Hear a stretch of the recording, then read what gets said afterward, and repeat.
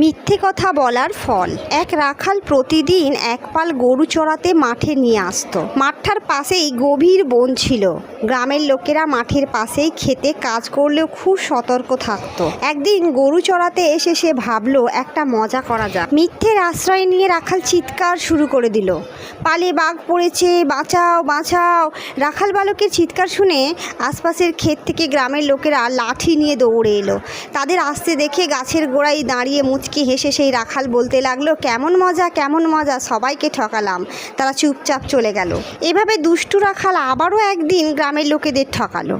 তার এই মিথ্যে কথা বলার ফল কি হলো জানো? একদিন সত্যি রাখালের গরুর পালের উপর একটা বাঘ ঝাঁপিয়ে পড়লো। সেদিন প্রাণ ভয়ে সে চিৎকার করতে শুরু করলো, কে কোথায় আছো, দৌড়ে এসো, পালে বাঘ পড়েছে।